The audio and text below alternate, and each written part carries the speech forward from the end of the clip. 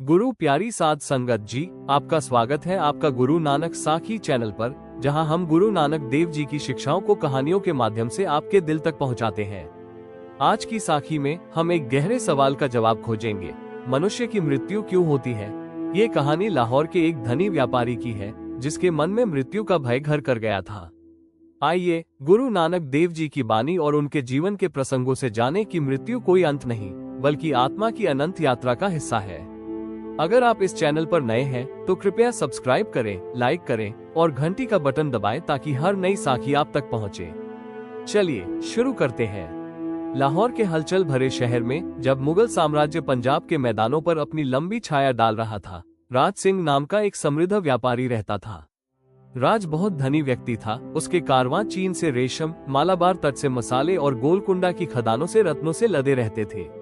उसकी हवेली संगमरमर के आंगन और दिन रात बजते फव्वारों से भरी हुई थी। उसकी एक प्यारी पत्नी, 3 हृष्ट पुष्ट बेटे और बेटियां थीं, जिनकी हंसी मंदिर की घंटियों की झनकार की तरह हवा में गूंजती थी। फिर भी अपनी दौलत के बावजूद राज को एक ऐसी छाया ने सताया जिसे कोई भी सोना दूर नहीं कर सकता था, मृत्यु का भय।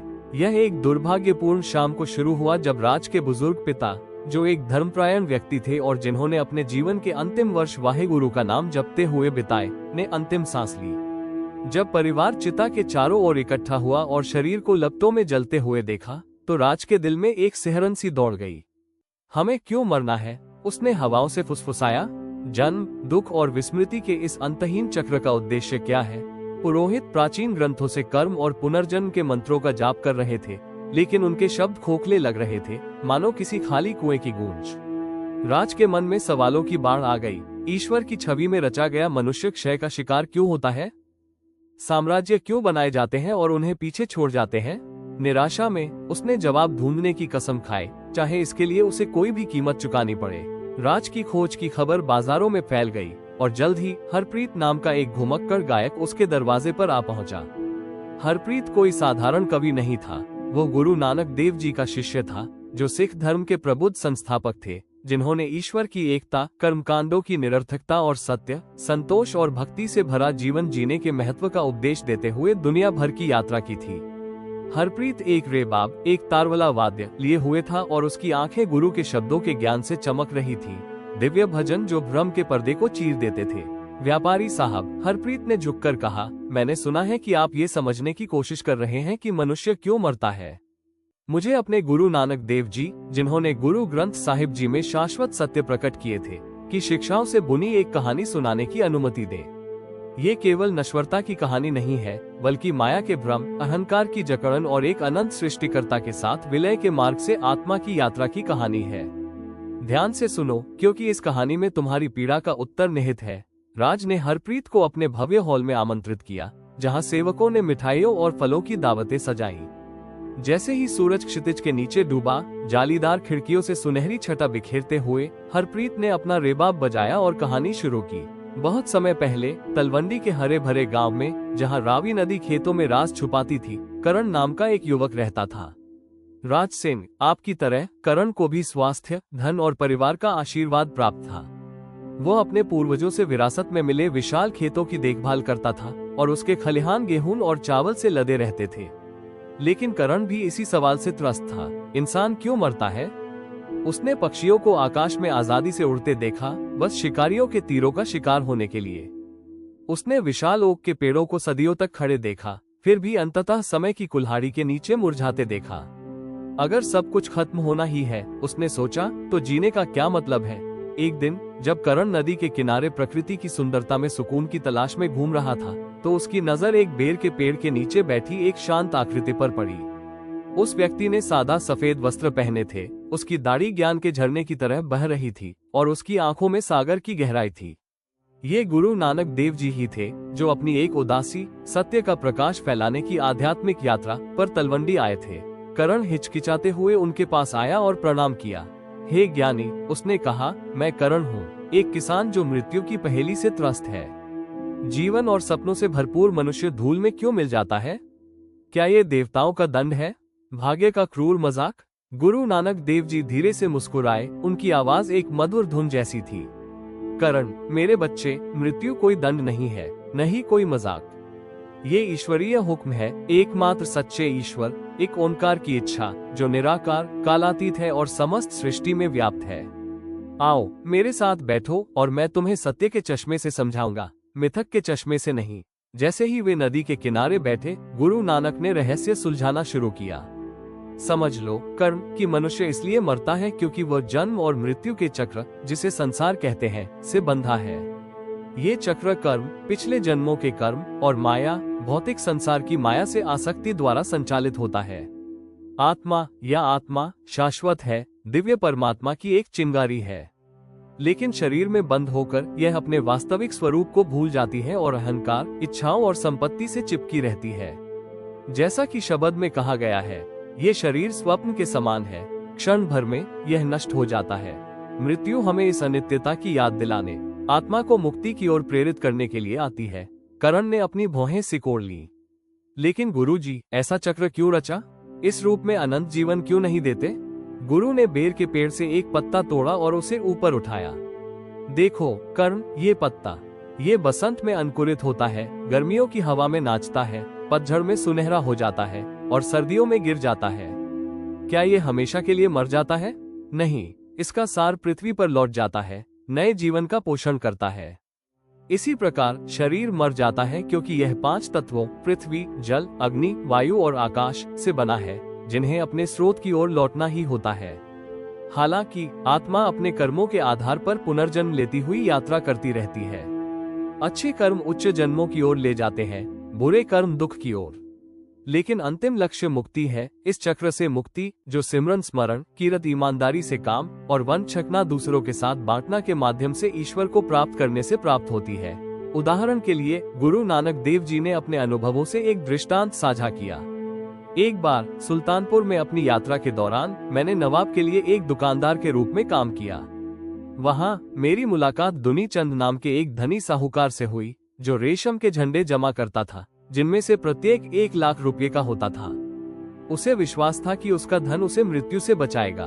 मैंने उसे अपने घर आमंत्रित किया और उसे एक सुई भेंट करते हुए कहा, इसे सुरक्षित रखना, इसे मुझे अगली दुनिया में लौटा देना। दुनी चंद हंसा, यह महसूस करते हुए कि वो अपने साथ कुछ भी नहीं ले जा सकता। कांपते हुए उसने पूछा, तो फिर मैं मौत का सामना कैसे करूं? मैंने उत्तर दिया, जीवित रहते हुए मरकर, अहंकार, हौमाई को मारकर, जो तुम्हें ईश्वर से अलग करता है। जैसा कि शब्द सिखाता है, हे लोगों, अगर कोई सचमुच मरना जानता हो तो मृत्यु को बुरा नहीं कहा जाएगा। अपने सर्वशक्तिमान प्रभु की सेवा करो और मृत्यु का भय दूर हो जाएगा। दुनी चंद ने सुधार किया, अपनी संपत्ति वितरित की और खुद को नाम, दिव्य नाम को समर्पित कर दिया। करण ने ध्यान से सुना लेकिन संदेह बना रहा। गुरुजी, मैं हर जगह मौत देख रहा हूँ, गांवों में विपत्तियां तबाह कर रही हैं, युद्ध युवाओं को लील रहे हैं, क्या कोई बचने का रास्ता नहीं है? गुरु नानक देव जी ने सिर हिलाया। ईश्वर की आज्ञा के अनुसार जन्म लेने वाले सभी लोगों के लिए मृत्यु अपरिहार्य है। गुरु ग्रंथ साहिब जी में लिखा है, जो भी जन्म लेता है उसकी मृत्यु निश्चित है। ये प्रभु की इच्छा है, लेकिन मृत्यु से मत डरो, अज्ञानता में बर्बाद हुए जीवन से डरो। हर सांस में ईश्वर का स्मरण करो, क्योंकि वही जीवन देने वाला और लेने वाला है। 3 स्तंभों का अभ्यास करो, नाम जपना, ईश्वर का ध्यान, कीरत करनी, ईमानदारी से कमाना और वंश छकना बांटना। 5 दुर्गुणों काम, क्रोध, लोभ, मोह और अहंकार का त्याग करो, जो आत्मा को बार बार मृत्यु के बंधन में बांधते हैं। जैसे जैसे सूर्य ऊपर चढ़ता गया, गुरु नानक देव जी करण को गांव में घुमाने ले गए। वे एक कुम्हार के पास से गुजरे जो मिट्टी के बर्तन बना रहा था। देखो, गुरु जी ने कहा, कुम्हार मिट्टी को ढालता है, उसे आग में पकाता है, लेकिन अंततः बर्तन टूट जाता है और धूल में मिल जाता है। इसी प्रकार मानव शरीर भी आत्मा का पात्र है। मृत्यु उसे चकनाचूर कर देती है, लेकिन आत्मा टिकी रहती है। जब भक्ति में एक बार मर सकते हो, तो भय में बार बार क्यों मरना? उनकी मुलाकात एक बच्चे के निधन पर शोक मना रहे ग्रामीणों के एक समूह से हुई। गुरु नानक देव जी ने उन्हें एक शब्द से सांत्वना दी, शरीर धूल है, हवा झूठ बोलती है, अज्ञानी मिट्टी को सोना समझता है। उन्होंने समझाया कि दुख आसक्ति से उत्पन्न होता है, लेकिन सच्ची शांति हुक्म स्वीकार करने से आती है। मृतकों के लिए शोक मत करो, उनके दिव्य दरबार की ओर यात्रा का जश्न मनाओ, जहां कर्मों से हिसाब किताब तय होता है। प्रेरित होकर करण ने पूछा, गुरुजी, मैं मृत्यु की तैयारी कैसे करूं? ऐसे जियो जैसे मृत्यु तुम्हारे द्वार पर खड़ी हो, गुरु जी ने उत्तर दिया। भोर से पहले अमृत वेला में उठकर ध्यान करो, मूल मंत्र का जाप करो, एक ओंकार, सतनाम, कर्तापुर, एक रचयिता को स्वीकार करते हुए सभी को समान समझो, क्योंकि मृत्यु कोई जाति या पंथ नहीं जानती। मक्का की अपनी यात्रा में मैंने काजी को सिखाया कि ईश्वर सभी दिशाओं में, हर हृदय में निवास करता है। मृत्यु राजा और भिखारी को समान बना देती है। शाम होते होते गुरु नानक देव जी ने और कहानियां सुनाई। उन्होंने बाबर के साथ अपनी मुठभेड़ का वर्णन किया, वो आक्रमणकारी जिसकी सेनाओं ने हजारों लोगों को मौत के घाट उतार दिया था। सम्राट भी मरते हैं, उन्होंने कहा। बाबर ने जमीनें तो जीत ली, लेकिन अपनी आत्मा को नहीं जीत सका। मैंने उसके लिए गाया, खेल कहाँ है, अस्तबल, घोड़े कहाँ है, ढोल और बिगुल कहाँ है। जब बुलावा आता है तो सभी को चले जाना चाहिए। बाबर ने सोचा और क्षमा मांगी। करण का दिल हल्का होने लगा। लेकिन गुरुजी, क्या मृत्यु के बाद जीवन है? हाँ, गुरु ने पुष्टि की। आत्मा का न्याय धर्मराज के दरबार में होता है। अच्छी आत्माएं ईश्वर में विलीन हो जाती हैं या अनुकूल रूप से पुनर्जन्म लेती हैं, दुष्ट कष्ट सहते हैं। लेकिन गुरबानी के माध्यम से व्यक्ति सचखंड, सत्य के क्षेत्र को प्राप्त कर सकता है, जहां मृत्यु का कोई प्रभाव नहीं होता। जैसा कि मैं सिखाता हूँ, गुरु की कृपा से व्यक्ति ईश्वर से मिलता है और मृत्यु का फंदा टूट जाता है। दिन हफ्तों में बदल गए जब करण गुरु नानक देव जी के साथ रहा, कीर्तन गाना सीखा और लंगर में सेवा की। वो सामुदायिक रसोई घर जहाँ सभी समान रूप से भोजन करते थे। उसने चमत्कार देखे, जादू के नहीं बल्कि हृदय परिवर्तन के। समाज द्वारा बहिष्कृत एक कोढ़ी ने विश्वास के माध्यम से उपचार पाया। एक चोर ने ये शब्द सुनकर अपने आचरण त्याग दिए, मन एक जंगली हाथी की तरह है, इसे गुरु के वचन से नियंत्रित करो। एक रात एक तूफान आया जिससे पेड़ उखड़ गए और खेत जलमग्न हो गए। करण को अपनी फसलों की चिंता हुई, लेकिन गुरु नानक देव जी ने कहा, यह भी हुक्म है। मृत्यु लोगों की तरह योजनाओं पर भी आती है। उसकी इच्छा के आगे समर्पण करो और शांति पाओ। धीरे धीरे करण का डर दूर हो गया। उसने महसूस किया कि मृत्यु कोई अंत नहीं बल्कि एक द्वार है। मनुष्य मरता है क्योंकि शरीर क्षणभंगुर है, शाश्वत आत्मा के लिए एक अतिथि गृह है। माया से बंधी आत्मा बार बार मरती हुई पुनर्जन्म लेती है, लेकिन अहंकार को मारकर, जीवित रहते हुए मरकर जीवन मुक्ति, इसी जीवन में मुक्ति और वाहिगुरु जी के साथ परम मिलन प्राप्त होता है। वर्षों बाद करण एक समर्पित सिख बन गए और गुरु का संदेश फैलाते रहे। जब उनका समय आया तो उन्होंने वाहिगुरु का जाप करते हुए, मुस्कुराते हुए मृत्यु का सामना किया। उनके अंतिम शब्द इस शब्द की प्रतिध्वनि थे, दिन उगता है, फिर अस्त होता है, रात आती है और फिर दिन होता है। सभी प्राणी आपके हैं, आप उनकी देखभाल करते हैं, वे अपने कर्मों का फल प्राप्त करते हैं। हरप्रीत ने कथा समाप्त की। उनके रिबाब के तार धीरे धीरे गुनगुना रहे थे। राज सिंह मौन बैठे रहे, उनके चेहरे पर आंसू बह रहे थे। कथा ने उनके हृदय को छेद दिया था, ये प्रकट करते हुए कि मृत्यु वैराग्य, विनम्रता और भक्ति सिखाने के लिए होती है। मनुष्य शारीरिक रूप से ईश्वरीय व्यवस्था और रूप की अनित्यता के कारण मरता है, लेकिन आध्यात्मिक रूप से मृत्यु अहंकार और कर्म के कारण ईश्वर से वियोग का परिणाम है। सच्चा उत्तर मृत्यु से पार पाने के लिए ईश्वर केंद्रित जीवन जीने में निहित है। उस दिन से राज ने अपने जीवन को बदल दिया। उन्होंने गरीबों के लिए लंगर स्थापित किए, प्रतिदिन ध्यान किया और अपनी संपत्ति बांटी। दशकों बाद जब मृत्यु उनके सामने आए तो उन्होंने उसे एक मित्र की तरह स्वीकार किया, ये जानते हुए कि उन्होंने सच्चे मन से मरना सीख लिया है। और इसलिए प्रिय पाठक, गुरु नानक देव जी की शिक्षाओं में हम पाते हैं कि मृत्यु से डरना नहीं चाहिए, बल्कि उसे एक महान योजना का हिस्सा समझना चाहिए। ये हमें जागृत होने, सृष्टिकर्ता को याद करने और उसके शाश्वत प्रकाश में अमरता की खोज करने के लिए प्रेरित करती है। जैसे ही हरप्रीत ने करण की कहानी समाप्त की, व्यापारी राज सिंह ने अपने आंसू पोंछे। उसका हृदय द्रवित तो हुआ, लेकिन अभी पूरी तरह शांत नहीं हुआ था। संगीतकार, उसने कांपती आवाज में कहा, तुम्हारे शब्दों ने मेरे अंधेरे में एक रोशनी जला दी है, फिर भी मैं और चाहता हूँ। बताओ, करण की यात्रा में आगे क्या हुआ? उसने जीवन की परीक्षाओं में इन शिक्षाओं को कैसे लागू किया? और गुरु नानक देव जी के ज्ञान को और बांटो, क्योंकि मेरी आत्मा थार के रेगिस्तान में प्यासे यात्री की तरह भूखी है। हरप्रीत ने सिर हिलाया। उसकी उंगलियां एक बार फिर रेबाब को धीरे से बजा रही थी और ऐसी धुनें बुन रही थी जो पंजाब की बहती नदियों की याद दिला रही थी।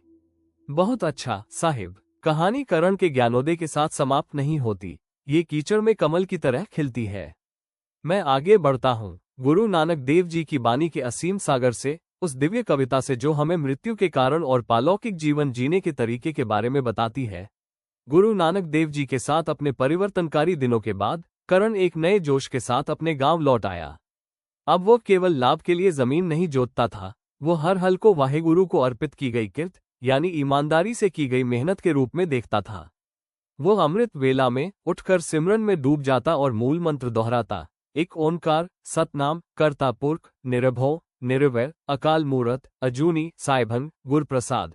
ये शब्द मृत्यु के भय के विरुद्ध उसका कवच बन गए, उसे याद दिलाते रहे कि ईश्वर एक है, सत्य है, सृष्टिकर्ता है, भय या वैर से रहित है, कालातीत है, अजन्मा है, स्वयंभू है, गुरु जी की कृपा से साकार हुआ है। लेकिन जीवन के तूफानों ने जल्द ही उसके संकल्प की परीक्षा ले ली। उस वर्ष सूखे ने जमीन को झुलसा दिया, जिससे हरे भरे खेत फटी हुई जमीन में बदल गए। करण की फसलें सूख गईं और अकाल तलवंडी पर गिद्ध की तरह मंडरा रहा था। गांव वाले विलाप कर रहे थे, क्रोधित देवताओं या बुरी आत्माओं को दोष दे रहे थे। कुछ लोग अनुष्ठानों में लग गए, सांपों को दूध पिलाना या चौराहों पर मंत्र पढ़ना। हालांकि करण ने उन्हें उसी बेर के पेड़ के नीचे इकट्ठा किया जहां वो गुरु से मिला था। भाइयों और बहनों, उसने गुरु नानक देव जी की शिक्षाओं को दोहराते हुए घोषणा की, ये सूखा हुक्म है, ईश्वरीय इच्छा। मृत्यु केवल शरीरों को ही नहीं, बल्कि आशाओं और फसलों को भी आती है। फिर भी वाहेगुरु प्रदान करते हैं। जैसा कि गुरु जी शब्द में कहते हैं, आप स्वयं सृजन करते हैं, आप स्वयं ही लेते हैं, आप स्वयं ही देते हैं और क्षमा करते हैं। आइए हम स्वर्ग को कोसे नहीं, बल्कि जो कुछ हमारे पास है उसे लंगर में बांटें, क्योंकि समानता और सेवा से हम मृत्यु की छाया पर विजय प्राप्त करते हैं। प्रेरित होकर गांव वालों ने अपने अल्प भंडार एकत्र किए। करण ने जाति या धर्म की परवाह किए बिना भूखों को भोजन कराने के लिए अपने अन्न भंडार खोल दिए। एक मुस्लिम चरवाहा, जिसे कभी बहिष्कृत किया गया था, एक हिंदू पुजारी के पास बैठकर रोटी तोड़ रहा था। इसके माध्यम से करण ने सिखाया कि मृत्यु का असली कारण अलगाव है, ईश्वर से और मानवता से। मनुष्य मरता है, उसने समझाया, क्योंकि वह द्वैत में जीता है, मेरा और तेरा देखता है। लेकिन गुरु नानक देव जी ने बगदाद की अपनी यात्रा के दौरान ये प्रकट किया कि ईश्वर हर हृदय में है, चाहे वो सूफी का हो या सिख का। संपत्ति से आसक्त मत हो, क्योंकि वे नष्ट हो जाती है। नाम से आसक्त हो, जो शाश्वत है। सूखा जारी रहने के कारण करण का अपना परिवार भी कष्ट में पड़ गया। उसका सबसे छोटा बेटा बुखार से बीमार पड़ गया। उसका छोटा सा शरीर धूप में तपती मिट्टी की तरह जल रहा था। गांव के वैद्य ने पिछले कर्मों का बखान करते हुए अपना सिर हिलाया। करण की पत्नी मालाएं पकड़े रो पड़ी। लेकिन करण गुरु नानक देव जी के उदाहरण से शक्ति प्राप्त करते हुए लड़के के बिस्तर के पास बैठ गया और एक शब्द गाया, दुख और सुख दो वस्त्र दिए गए हैं, जिन्हें वो अपनी इच्छानुसार धारण कर सकते हैं। उसे करतारपुर में बिताए गुरु जी के शब्द याद आ गए, जहां गुरु नानक देव जी ने समानता का एक समुदाय स्थापित किया था। मृत्यु एक दूल्हे के समान है जो अपनी आत्मा दुल्हन के लिए आ रहा है। विलाप से नहीं, बल्कि सद्गुणों से खुद को सजाकर तैयार हो जाओ। चमत्कारिक रूप से या शायद ईश्वरीय हुक्म से, जब बारिश ने आखिरकार धरती को आशीर्वाद दिया, तो लड़का ठीक हो गया। गांव वालों ने इसे करण की धर्मपरायणता माना, लेकिन उसने उन्हें सुधारा। यह मैं नहीं, बल्कि उसकी इच्छा के आगे समर्पण है। मनुष्य प्रतिदिन अहंकार में मरता है, होमाय, जो गुब्बारे की तरह फूलता है और फट जाता है। गुरु जी ने मुझे विनम्रता से इसे फोड़ना सिखाया। सुमेरु पर्वत पर सिद्धों से उनकी मुलाकात याद करो, जहां योगी तपस्या से मृत्यु पर विजय पाने का दावा करते थे। गुरु नानक देव जी ने उत्तर दिया, सच्चे नाम के बिना सब कुछ मिथ्या है। मृत्यु अमर को भी निगल जाती है। सच्ची अमरता निराकार में विलीन होने में है। करण के ज्ञान की चर्चा फैलती गई और दूर दूर से साधक उसकी ओर आकर्षित होने लगे। एक दिन पंडित गोपाल नाम का एक घमंडी ब्राह्मण पवित्र धागे में लिपटा हुआ आया और इस किसान संत का उपहास करने लगा। उसने चुनौती देते हुए कहा, तुम मृत्यु के भ्रम की बात करते हो, लेकिन हमारे वेद मृत्यु के देवता यम को प्रसन्न करने के लिए अनुष्ठान बताते हैं। उन्हें अस्वीकार क्यों करते हो? करण मुस्कुराए और उन्होंने गुरु नानक देव जी के हरिद्वार में हुए प्रसिद्ध प्रवचन का वर्णन किया। वहां स्नान कर रहे तीर्थयात्रियों द्वारा अपने पूर्वजों के लिए सूर्य को जल अर्पित करने के बीच गुरु जी ने पश्चिम दिशा में जल छिड़का और दावा किया कि इससे पंजाब में उनके खेतों को पानी मिलता है। जब उनसे पूछा गया तो उन्होंने कहा, यदि तुम्हारा जल स्वर्ग में मृतकों तक पहुंचता है, तो मेरा जल मेरी जीवित फसलों तक पहुंच सकता है। आंतरिक शुद्धता के बिना कर्मकांड व्यर्थ है। मनुष्य इसलिए मरता है क्योंकि वो सार को अनदेखा करते हुए खोखले रूपों से चिपका रहता है। जैसा कि गुरु जी ने गाया था, पंडित पढ़ते हैं, तर्क करते हैं और विवाद खड़े करते हैं, लेकिन बिना समझ के वे अपमानित होकर चले जाते हैं। मृत्यु की सच्ची तैयारी सच्चाई से जीना है, अंधविश्वास में नहीं। विनम्र होकर पंडित गोपाल वहीं रुक गए और खेतों में काम करना और लंगर में सेवा करना सीखा। साथ मिलकर उन्होंने पंचचोर, 5 चोरों, काम, क्रोध, लोभ, मोह और अहंकार पर चर्चा की। करण ने समझाया, यही कारण है कि मनुष्य इस चक्र में बार बार मरता है। वासना क्षणभंगुर सुखों से बांधती है, क्रोध आत्मा को जला देता है, लोभ मृत्यु द्वारा पुनः प्राप्त चीजों को संचित कर लेता है, आसक्ति हानि पर रोती है और अहंकार ईश्वर को धक लेता है। गुरु नानक देव जी की चारों दिशाओं, मक्का, तिब्बत, सीलोन और उससे भी आगे की उदासी ने दिखाया कि सभी मार्ग एक ही ईश्वर की ओर ले जाते हैं, लेकिन इन चोरों पर विजय प्राप्त करके ही आत्मा मृत्यु के चंगुल से बच सकती है। जैसे जैसे वर्ष बीतते गए, करण बूढ़ा होता गया, उसके बाल चांदनी रवि की तरह चांदी जैसे हो गए। उसने अपने मित्रों को विदा होते देखा, उनके शरीर अग्नि या मिट्टी में समा गए, फिर भी उसे कोई दुख नहीं हुआ, केवल उनकी आगे की यात्रा के लिए आनंद ही मिला। उसने अपने बच्चों को जपजी साहिब सिखाया, जो गुरु नानक देव जी की प्रातःकालीन प्रार्थना है, जिसमें 5 खंडों आध्यात्मिक उत्थान के चरणों की रूपरेखा दी गई है। धर्म खंड धार्मिकता का क्षेत्र, ज्ञान खंड ज्ञान, सरम खंड प्रयास, कर्म खंड कृपा और सचखंड सत्य। मनुष्य निम्न लोकों में मरता है, उन्होंने कहा, अज्ञानता में फंसा हुआ। गुरु जी की कृपा से ऊपर उठो और मृत्यु एक उत्सव बन जाती है। एक सर्दियों की शाम, जब मैदानों पर बर्फबारी हो रही थी, एक दुर्लभ दृश्य करण को इस आह्वान का एहसास हुआ। उसका परिवार इकट्ठा हुआ, अंत का एहसास करते हुए। उसने धीरे से कहा, डरो मत, क्योंकि मैंने जान लिया है कि मनुष्य क्यों मरता है, झूठ को त्यागने के लिए, घर लौटने के लिए। करतारपुर में गुरु नानक देव जी के अंतिम दिन इसका उदाहरण है। उन्होंने अपने शरीर का दावा करने वाले हिंदुओं और मुसलमानों के बीच मध्यस्थता की और कहा, दोनों ओर फूल रखो, जिनके ताज़ा अवशेष बचे हैं वे मुझे अपनाएंगे। सुबह शरीर गायब हो गया, दोनों ओर ताज़ा फूल, ये साबित करते हुए कि ईश्वर सभी के है और मृत्यु एक भ्रम है। इसके साथ ही करण ने अपनी आंखें बंद कर ली और वाहेगुरु कहते हुए फुसफुसाया। उसकी आत्मा नदी की तरह सागर में विलीन हो गई। हरप्रीत रुक गया, रिबाब के स्वर धीमे पड़ गए। राज सिंह, जो अब गहराई से भावुक हो गए थे, उठे। मैं सब कुछ साफ देख रहा हूँ। मृत्यु ही महान समतल करता है, जो हमें स्मरण में जीने के लिए प्रेरित करती है। लेकिन हरप्रीत ने आगे कहा, साहिब, इसे अपने जीवन में उतारो। कीर्तन के लिए संगत स्थापित करो, जहां शब्द भय को दूर करते हैं। पाकपट्टन में शेख इब्राहिम के साथ गुरु नानक देव जी की मुलाकात को याद करो, जहां उन्होंने सिखाया था कि सच्ची तीर्थयात्रा हृदय में होती है, न कि कब्रों या मंदिरों में। मृत्यु बिना तैयारी के आती है, सभी में ईश्वर को देखकर तैयारी करो। राज ने ठीक वैसा ही किया। उन्होंने अपनी हवेली के एक हिस्से को गुरुद्वारे में बदल दिया और सभी को गुरबानी सुनने के लिए आमंत्रित किया। वे करतारपुर गए, जो अब एक पवित्र स्थल है, और उस कुएं में स्नान किया जहां गुरु नानक देव जी ने ईश्वरीय शक्ति का प्रकटीकरण किया था। वहां उनकी मुलाकात गुरु जी के मुस्लिम साथी भाई मर्दाना के वंशजों से हुई, जिन्होंने मृत्यु के बाद भी समानता को मजबूत किया। अपने अंतिम वर्षों में राज को अपनी भी कई परीक्षाओं का सामना करना पड़ा। एक आग ने उनके गोदामों को तहस नहस कर दिया, चोरों ने उनके कारवां चुरा लिए। फिर भी वे मुस्कुराते हुए बोले, प्रभु स्वयं ही आनंद लेने वाले हैं, वे स्वयं ही आनंद है। मृत्यु का आगमन किसी स्वागत योग्य अतिथि जैसा लगा। जब राज का समय आया तो उन्होंने परिवार और सिखों से घिरे हुए आनंद साहिब गाया, हे नानक, गुरुमुख प्रभु को पा लेता है और मृत्यु उसे छू भी नहीं पाती। उनका देहांत शांतिपूर्ण था। यह इस बात का प्रमाण है कि मृत्यु को समझने से अनंत जीवन की प्राप्ति होती है। इस प्रकार गुरु नानक की शिक्षाओं के माध्यम से हम समझते हैं, मनुष्य माया से जागने, विकारों पर विजय पाने और ईश्वर से एकाकार होने के लिए मरता है। उसकी इच्छा में जियो और मृत्यु अपना दंश खो देती है। ये थी गुरु नानक देव जी की साखी, जो हमें सिखाती है कि मृत्यु शरीर का अंत है, पर आत्मा की यात्रा अनंत है। माया, हऊवमैन और 5 चोर हमें मृत्यु के चक्र में बांधते हैं, पर नाम, कीर्त और सेवा हमें मुक्ति की ओर ले जाते हैं। अगर यह कहानी पसंद आई हो तो गुरु नानक साखी चैनल को सब्सक्राइब करें, इस वीडियो को लाइक करें और अपने दोस्तों के साथ शेयर करें। कमेंट में बताएं कि गुरु जी की कौन सी बानी आपको सबसे ज्यादा प्रेरित करती है। वाहे गुरु जी का खालसा।